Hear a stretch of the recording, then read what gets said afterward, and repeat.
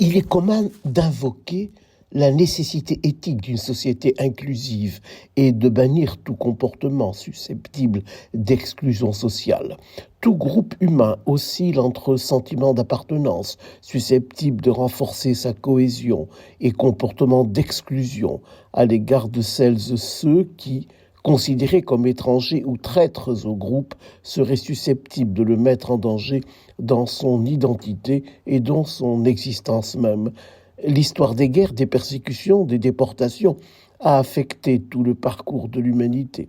La Déclaration universelle des droits de l'homme et du citoyen, proclamant que les êtres humains naissent et demeurent libres et égaux en droit et en dignité, induit une égale considération à l'égard d'autrui, qui n'est qu'une introduction implicite et préalable à une vision inclusive qui ne peut se suffire de la tolérance.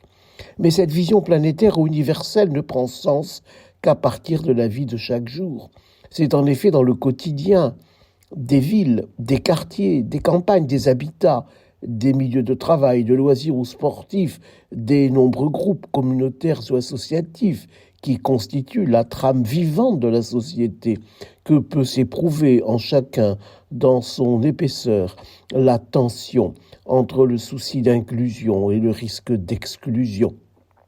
Les arguments rationnels ne manquent pas pour démontrer que tout comportement d'exclusion est un facteur de déconsidération d'autrui exclu et d'amoindrissement humain de soi excluant. Mais au-delà de ces arguments rationnels, les neurosciences apportent un éclairage émouvant au ressenti de l'exclusion.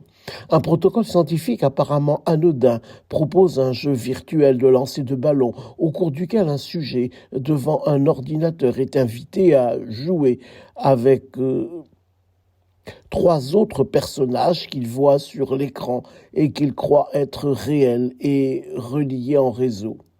Après que le sujet se soit familiarisé avec ce jeu sur écran, il y participe, recevant le ballon, le renvoyant à l'un ou l'autre, tandis que son activité cérébrale est recueillie par une IRM fonctionnelle ou par électroencéphalographie intracérébrale. Au bout de quelques échanges, le sujet se rend compte que la balle ne lui est plus lancée et qu'il est donc exclu du jeu.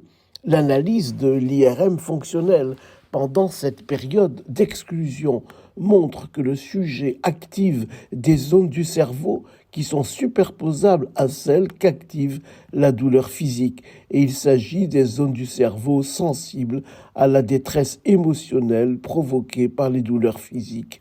À l'instar de la douleur physique, perçue comme une menace à l'intégrité physique, donc à la survie, l'exclusion sociale provoque des signaux d'alarme alertant l'individu sur une menace à sa survie, liée tout au long de l'histoire de l'humanité à son appartenance à un groupe social. Cette détresse mobilise aussi le ressenti émotionnel avec le malconfort qu'il entraîne dans ses aspects cognitifs et dans son vécu charnel. Et c'est ainsi que, comme la douleur physique, la douleur sociale devient souffrance. Enfin, quand des sujets témoins sont incités à observer des documents vidéo au cours desquels apparaissent des situations de jeu de type lancer le ballon, ils verbalisent leur empathie à l'égard des sujets victimes d'exclusion et leur imagerie cérébrale active les mêmes zones cérébrales que celles activées chez les victimes. Il s'agit là encore de constats analogues à ceux qui sont faits chez des sujets observant des vidéos montrant des personnes subissant des douleurs physiques. C'est cette empathie qui rend compte des conduites prosociales d'entraide à l'égard de victimes d'exclusion sociale. Ces procédures expérimentales apparemment anodines, un jeu de lancer le ballon, montrent l'acuité de la perception des situations d'exclusion, aussi bien par ceux qui les subissent que par ceux qui les observent. Et ces constats neuroscientifiques viennent en quelque sorte en appui de la réflexion éthique. Ils montrent en effet que des souffrances, sources de détresse, peuvent être tout autant liées à des douleurs physiques qu'à des douleurs sociales. Il montre que l'exclusion sociale, comme tant d'autres concepts, comme la liberté d'aller et venir, ne peuvent être confinés dans le champ étroit et froid d'une éthique rationnelle. Ils acquièrent leur densité humaine, car ils pénètrent la dimension charnelle de l'homme, son corps vivant, au sein duquel se ressentent et vibrent les émotions, qu'elles soient provoquées par des vécus positifs, le bien-être, ou négatifs comme la douleur. Telle est la vision d'une éthique incarnée. Elle se doit d'abord d'être attentive à toutes les situations de vulnérabilité. Il en est ainsi dans le monde de la santé, où l'on sait par exemple que les souffrances de fin de vie ne concernent pas que les douleurs physiques, mais aussi les douleurs qui surgissent du sentiment d'être abandonné et que seul peut apaiser un accompagnement fait de présence et d'écoute.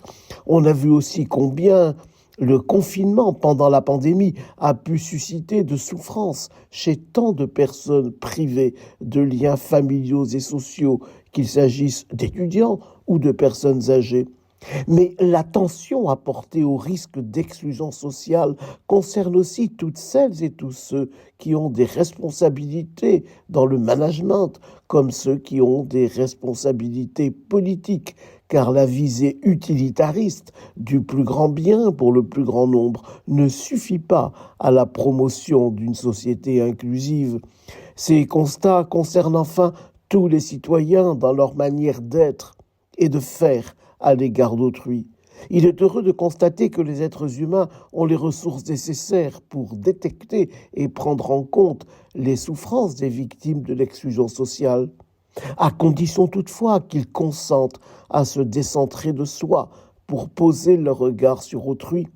Et s'il est vrai que les capacités empathiques des uns et des autres ne sont pas équivalentes, il est sans doute de la responsabilité de la société tout entière de promouvoir dès le plus jeune âge une éducation empathique afin de répondre au bien que vise l'éthique, la croissance de chacun en humanité.